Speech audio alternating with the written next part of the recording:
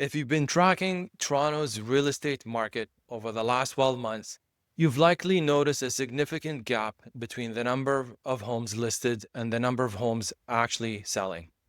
In the 416 specifically, we've seen a trend where nearly as many listings are being withdrawn or as being sold. It's created a lot of noise and frankly a lot of confusion for both buyers and sellers. I want to take a look at the actual data within the city of Toronto, specifically why townhouses have become the middle markets everyone's watching, and how you can identify which ones to buy and avoid losing hundreds of thousands of dollars. I'll give you the 3 action steps to take if you're contemplating a move in the next few months. Let's look at the numbers for a second, because they tell a very specific story about our city. If we look at the 2024 and 2025 data, we see that Toronto's transaction volume has stayed consistently lower than the 10-year average. We aren't seeing a lack of interest. We're seeing a difference in expectations between sellers and buyers. In the 416, we have had 32,000 terminated properties in 2025.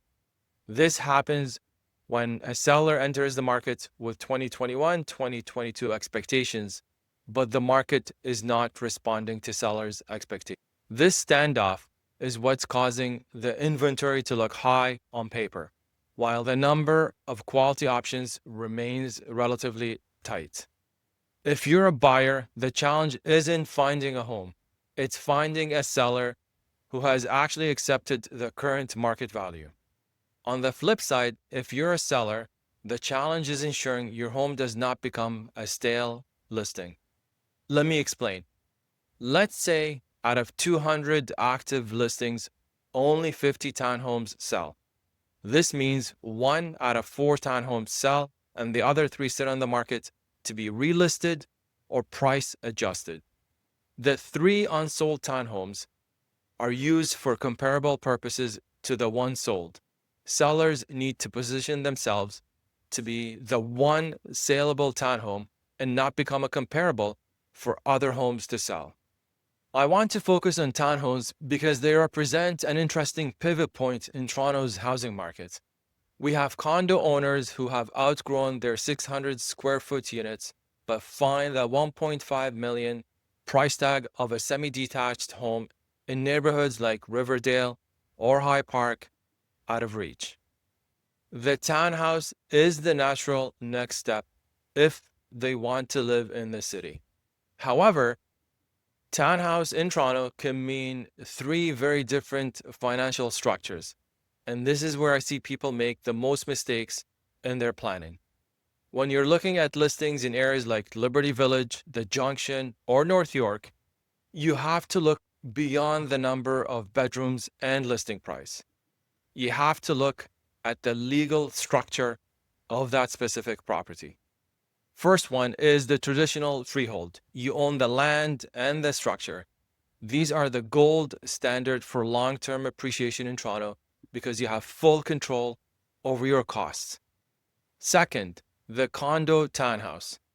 You own the interior, but the envelope of the building and the land are managed by a corporation, and you have to pay monthly maintenance fees to the condo corp. Third is parcel of tied land known as POTL. This is a hybrid. You might own the house, but you pay a monthly fee for common elements such as a private roadway or a shared parkette. Understanding these differences is the first step in moving from browsing to actually making an informed decision.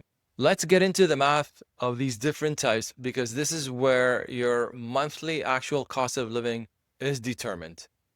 Buyers might get excited about a townhome in the 416 that is priced below $1 million, but when we look closer, that quote-unquote cheaper unit has a $650 monthly maintenance fees. That $650 a month is equivalent to $125,000 to $140,000 in mortgage debt. That $875 townhome is equivalent to $1 million freehold townhome. The freehold townhome can be paid off, whereas the condo townhome, you will always have maintenance fees to pay even after you pay off the mortgage. And keep in mind, condo fees always go up. Let's take a look at the layouts. In the city of Toronto, we've seen a rise in stacked townhomes. These are great for entry-level buyers, but you have to be aware of the resale value. If you have a unit with 3 flights of stairs, which might feel claustrophobic, the pool of future potential buyers is limited to a very specific demographic.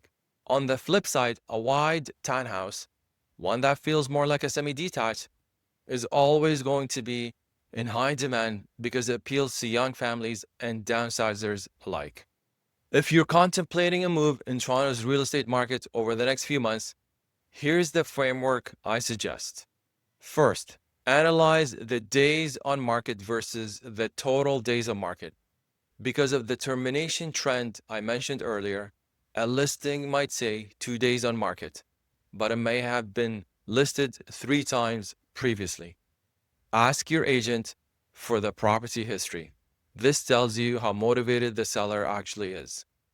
Second, the status certificate review. If you are looking at anything with a maintenance fee, you want to understand the health of the condo corporation. Some older townhome complexes face special assessments for roof, carpet removal, or windows replacements. You want to know before you are emotionally invested into the unit.